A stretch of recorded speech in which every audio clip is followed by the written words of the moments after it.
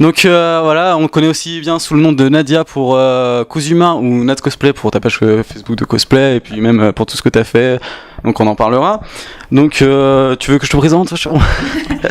Voilà, donc c'est bon, je crois que les gens connaissent à peu près. Donc oui, voilà, elle a gagné Kuzuma, elle a fait la finale, elle a gagné et puis elle a pu donc éditer un joli livre le 23 mars, c'était ça hein. De quoi? Le livre, ouais, il est sorti, ouais, je crois dans ces eaux-là, parce qu'en fait, la finale c'était le 19, et du coup, ouais, je crois qu'il est sorti le 23. J'ai vu que tu as voulu faire un concours, et puis finalement, il y avait le problème en Belgique. Donc, oui, c'est ça. C'est mal tombé. En fait, oui, j'ai attendu un petit peu, puis je voulais lancer un giveaway pour faire gagner mon livre. Et puis là, il y a eu les attentats en Belgique. Du coup, j'ai fait, bon, je vais peut-être pas le faire aujourd'hui, ça la fout mal, quoi. Donc je vais attendre 1 ou 2 jours quand même. Voilà. Et puis, ça fait un peu con. Ah, attendez, je vais gagner des likes grâce à mon giveaway. Donc, ah non, il y a des gens qui sont morts. Voilà. Et puis en plus, bon, je pensais beaucoup à Astrid, donc la concurrente belge, et oui, du coup on a parlé un peu sur Facebook, et elle avait des amis qui habitaient à Bruxelles, donc forcément c'est toujours un peu tendu, mais apparemment tout le monde va bien, donc voilà, enfin, tout le monde va bien, tout le monde dans ses connaissances, parce que visiblement tout le monde ne va pas très bien. Bon, on va passer ça. En tout cas, pour ce qui est Kuzuma, on connaît ton histoire, mais pour ce qui est du cosplay, peut-être qu'on sait pas tout à peu près. Donc t'as eu plusieurs prix en fait avant Kuzuma, Yamato Cosplay Cup. Donc la plus récente, donc c'est Magic, oui. Donc début 2016 là. T'as participé à l'Eurocosplay en 2011. Ouais. Ça fait donc l'Eurocosplay, t'avais réalisé un bon quand même. Bah, l'Eurocosplay, on était une trentaine, non, ouais, entre 20 et 30, et j'ai été 7e, donc c'était déjà pas mal quand même. Bah, disons que, à part l'année dernière où la française a eu un prix coup de cœur, les meilleures places à l'Eurocosplay, ça a été donc une de mes meilleures amies, donc Sayuri, et enfin Orena Cosplay plutôt, et moi on était 7e toutes les deux, et le grand lol c'est qu'on a eu exactement le même nombre de points alors qu'on était à 3 ou 4 années d'intervalle, quoi. Tu vois, j'ai regardé les feuilles de points, parce que je me dis bon, on est toutes les deux 7e, bon il y en a peut-être une qui a plus de points que l'autre, et ben non, on était toutes les deux pareilles en points, donc au final c'était bien. Et puis après, donc là Yamato Cosplay Cup où j'ai été 2e. Et puis bah là, le Magic où j'ai fini première, agréablement surprise d'ailleurs. Contente de pas avoir rushé mon costume pour rien. Concours guest, non c'est ça? Oui, c'était le concours guest Magic, donc du coup ils ont appelé ça le Magic International Cosplay Show, un truc comme ça. Enfin, parce qu'il y avait un concours classique, donc sur inscription, et un concours guest où il fallait être invité par le Magic. D'accord. Donc ce matin il y avait une conférence, donc t'as pu parler cosplay, t'as pu parler Kuzuma. Donc t'as parlé vite fait de, enfin comment t'as été appelé, enfin comment t'es venu à l'émission, comment t'as été appelé, enfin certaines casting, donc voilà, t'as expliqué donc que c'est toi qui as fait la démarche, comme pour un casting. Oui, voilà. Et au final, voilà, est-ce que tu veux rappeler les problèmes? Donc comment ça s'est passé pour le casting? Donc déjà, si vous voulez le tenter là cette année, je crois que le casting est encore en cours pour la saison 3. Donc dans un premier temps, on envoie un petit mail et on n'oublie pas de mettre son numéro de téléphone comme ce que j'ai fait au début, parce que j'ai oublié de mettre mon numéro de téléphone. Du coup, ce qui s'est passé, c'est qu'on me rappelait pas forcément. Et puis j'étais là, je regardais sur Facebook, j'avais toutes mes copines qui avaient tenté le casting. Ouais, il y a Kuzuma qui m'a rappelé. Et puis moi j'étais là en mode on me rappelle pas, c'est que je suis mauvaise, c'est que ce que j'ai envoyé c'est pourri. En fait non, c'est juste que j'avais oublié de mettre mon numéro de téléphone, donc du coup j'ai renvoyé un petit mail en mode comme ça là. Oui, alors est-ce que c'est parce que si je n'ai pas de réponse de votre part, c'est que mes créations ne vous plaisent pas? Voici mon numéro de téléphone au cas où. Et du coup ils ont dû me rappeler dans la foulée. Et puis, bon, ils m'ont rappelé, en plus, on était à une vente privée Square Enix, j'entendais rien de ce qu'ils me disaient, j'étais là en mode, ouais, oui, je viendrai pour le casting visuel, vous inquiétez pas.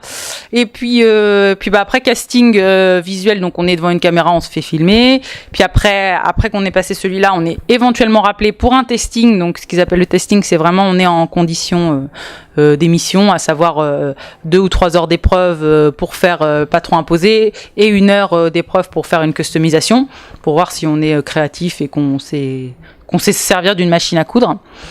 Et puis après, bah, sur les 100 personnes qui restent, ils en gardent que 12. Voilà, donc j'étais dans les 12. Oh, voilà. 12, je pense que... Voilà, bah après je pense qu'aussi le fait que mon profil de cosplayeuse a dû plaire, dans le sens où bah, ils aiment bien des profils assez types, enfin... disons un peu différent. Donc du coup, ouais, là, il y avait la cosplayeuse et puis ça a un peu aidé. Je sais pas si s'ils pensaient que je serais allée aussi loin quand même. Je pense que j'ai été un peu l'outsider de la compétition quand même parce que il y en avait beaucoup. Ouais, cosplayeuse. Ouais, bah ouais. C'est ça. Dommage. Donc d'ailleurs par rapport à ça, Outsiders qui en fait vient du monde du cosplay, connaissait juste par cette image, oh elle aime bien les mangas le Japon. Mais Christina m'a vu, hein. ouais, oui, tu l'as dit ce matin. Et finalement toutes les tenues que t'as faites, donc t'en as fait certaines qui étaient d'inspiration un peu japonaise. C'était toi qui as voulu le faire ou c'était plus l'émission qui a dit oui, essaie de me ramener un petit peu cette image de toi pour faire des vues. Oui. Alors pour le en fait quand on voit ce que j'ai réalisé, il y a 2 trucs qui font japonais, le kimono de lingerie et la robe de la finale. Après, si on veut partir dans les détails, peut-être que la customisation de demi-finale, la petite robe avec bustier, ça peut être... Enfin, je trouve que ça fait plus gothique Lolita que inspiration japonaise, parce que bon, les gens, ils ont un peu tendance à mettre tout dans le même sac. Les corsets, à la base, c'est pas du tout japonais, hein, voilà. Mais... c'est pas forcément c'est pas la prod qui m'a dit fais ça comme ça. Quand j'ai proposé une robe de mariée style un peu japonaise pour la finale, ouais, ça leur a plu dans le sens où comme ça on avait chacun notre univers. Et puis mais si j'avais voulu faire autre chose, ils en auraient rien à fiche. Hein. C'est vraiment. Puis il y a des moments tu changes d'idée, tu te dis non mais là ça va pas faire ce que je veux, c'est pas bon donc tu changes en cours de route. Il y avait pas parce que j'aime le Japon et les mangas, fallait que je fasse que des trucs japonais. D'ailleurs bon à part le kimono, tout le reste ça reste quand même bon le sweet panda. C'était plus du choupi kawaii que du japonais. Mais c'est vrai qu'après, bon, on associe souvent ça au monde des conventions. Donc, il n'y a pas partout qu'on trouve des suites animaux, quoi. Donc, du coup, c'est vrai que ça fait vraiment très, très univers convention choupi kawaii japonais, là, pour le coup. Mais parce que moi, j'avais envie, parce que ça me plaît aussi. Puis parce que je voulais me démarquer. Au final, quand je l'ai fait, le sweet panda, les gens l'ont beaucoup retenu parce que c'était quelque chose qui sortait de l'ordinaire et qui... personne d'autre avait fait un truc de ce style. Les autres, c'était vraiment resté soit sur les couleurs un peu différentes, mais voilà, le sweet panda, quoi. On entend, on sait, elle a fait le sweet panda, quoi. Puis on pense rapidement. C'est ça, puis il y a Kung Fu Panda qui va sortir, là, donc forcément. Donc oui, donc t'as dû proposer quand même la tenue avant. Enfin, tu dois proposer et après ils acceptent. Oui, en ou... fait, on nous dit il va falloir à peu près que vous fassiez des trucs comme ça, essayer de réfléchir un peu à des idées avant, histoire qu'on n'arrive pas dans nos 2 heures de custo en mode qu'est-ce qui se passe. Mais voilà, quoi, moi je veux dire, il y a des moments où t'avais une idée, et puis tu vois que ce qu'on te donne en custo, ça ressemble pas du tout à ce que t'imaginais, donc tu changes complètement d'idée. Moi ça m'est arrivé sur pas mal de trucs, quand j'ai vu la robe de chambre, j'ai fait ouais, en fait ce que je veux faire ça va juste être trop moche, donc j'ai changé d'idée, mais pour le coup, ça dépend vraiment. Ça dépend vraiment si en 2 heures il faut vraiment que tu te dises quand tu pars dans quelque chose, il faut que ça marche tout de suite parce que c'est hyper chaud de se rattraper aux branches quand t'as que 2 heures de temps en fait, ou des fois même qu'1 heure et demie. Hein, ça avait l'air super court quand on regardait l'émission. On a l'impression que ouais, c'était pour connaître un peu le cosplay, c'est 2 heures. Quand on fait de la couture, c'est très court. Alors sur une émission télé, quand on a le stress en plus, ça peut être encore plus compliqué. Donc l'émission, une fois finie, même pendant l'émission, t'as dû avoir en fait un tout autre public que le public que tu as l'habitude d'avoir en tant que cosplayeuse. En fait, par exemple sur ta page Facebook, les trucs comme ça. Maintenant, les personnes qui viennent pour parler, ça va être totalement différent. Il y a beaucoup de gens, oui, qui sont arrivés donc parce que ils ont vu l'émission, donc ils ont découvert un peu le monde du cosplay via ma page. C'est vrai que j'ai beaucoup plus de personnes maintenant qui font que de la couture ou qui sont juste qui aiment juste la couture sans forcément connaître le cosplay. C'est intéressant de parler avec ces gens-là parce que ils découvrent, donc du coup ils connaissent pas du tout l'univers et on peut vraiment beaucoup plus facilement échanger des choses avec eux et vraiment essayer de faire découvrir le cosplay autrement que par les émissions télé comme Tellement Vrai ou des conneries de ce genre complètement débiles qui font passer les cosplayers pour des gros attardés mentaux. Des enfants qui refusent de grandir et qui se déguisent dans leur personnage préféré. Bah oui, fais-le le costume et puis après on en reparlera. Mais oui, non. C'est vrai que j'ai quand même gagné pas mal de followers sur ma page et je pense que dans tous ceux que j'ai gagnés, il doit y avoir des gens qui sont de l'univers du cosplay parce que ça circule pas mal. Mais il y a quand même une grande partie, c'est des gens qui ne sont pas du tout de ça, quoi, qui me suivent parce que je fais cousu main et parce que je fais de la couture et parce qu'ils apprécient maintenant ce que je fais en cosplay, quoi. Ouais, ton univers, voilà, comme ils l'ont dit à la télé, quoi. Elle aime le Japon et les mangas. Oui, c'est ça. Voilà. D'ailleurs, c'était très drôle de voir ces petites présentations. Ce texte de merde. Donc, il y avait des personnes, enfin, les personnes qui étaient là la première saison et la deuxième saison, donc Julien Scavini et Amparo Lelouch, c'est ça, étaient donc présentes tout le long des missions pour accompagner. C'était agréable d'avoir des grands couturiers comme eux, enfin, qui sont quand même assez reconnus dans le milieu, et puis même en tant que cosplayer, même si on peut avoir beaucoup de likes et tout, on peut être reconnu dans le cosplay, finalement, on peut se sentir petit à côté d'eux, et puis ça peut être super agréable de pouvoir parler avec ce genre de personnes. Bah, ils sont très très gentils, ils sont très très ouverts, ils sont pas du tout avares de conseils. Amparo, on sentait des fois quand on faisait des trucs qu'elle voulait nous prendre le tissu des mains et le faire à notre place, hein, parce que dans son regard tu sentais c'est pas comme ça qu'on fait. Et puis bon, elle avait pas trop le droit de nous aider. Et puis alors dès qu'elle venait nous aider, non mais Amparo, qu'est-ce que tu fais? T'avais le régisseur qui était là, mais t'as pas le droit de l'aider, il faut pas que tu l'aides, hein, c'est un concours. Hein. Donc moi ça me gênait pas, hein. Mais après, c'est vrai que c'était très très agréable d'échanger. Je pensais qu'ils allaient être un peu distants et au final, pas du tout. Ils sont vraiment très très ouverts. Bon, d'ailleurs, maintenant Julien, je l'ai en ami sur Facebook. Hein. Je vois j'ai vu Julien en short pendant ses vacances. Mais voilà, c'est le truc. Non, après, oui, ils sont très très sympas, très très ouverts. Et puis, ils te prennent pas de haut non plus. C'est pas parce que ce sont des pros qui vont venir là en train de te rabaisser, à te regarder d'un œil, tu fais de la merde, quoi. Non, ils sont vraiment très compréhensifs dans le sens où ils savent qu'on est des amateurs, que justement on n'a pas appris les techniques de couture comme eux parce que c'est leur métier. Et au final, ils sont vraiment très très ouverts. Ça a été vraiment une très très bonne expérience de ce côté-là parce que c'est des personnes très chaleureuses et bon, même si Julien, tu sens qu'il est un peu taquin des fois, que ça le fait, voilà, mais il reste quand même très très gentil. Donc on a fait à peu près le tour pour les questions de cous humains, je pense, enfin, en tout cas de ce que j'avais.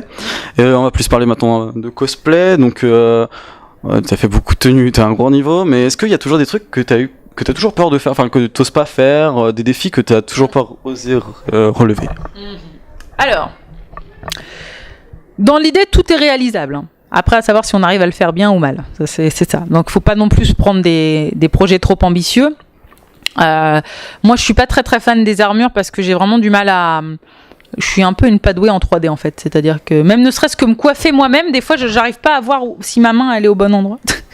Et donc, j'ai vraiment du mal à retransmettre quelque chose. C'est con à dire parce que dans les tissus j'y arrive, mais en armure c'est différent. Les pièces sont pas forcément placées au même endroit. Et puis il y a des effets donc déjà réussir à faire la forme de base. Bon, c'est ce que j'arrive le mieux à faire. Mais le problème c'est que comme je suis un peu une super maniaque de la propreté nickel, comme j'arrive jamais à avoir des trucs super lisses, super réalistes. C'est-à-dire que quand tu fais un costume tissu, t'achètes du tissu, tu peux rendre le même effet qu'une robe en tissu.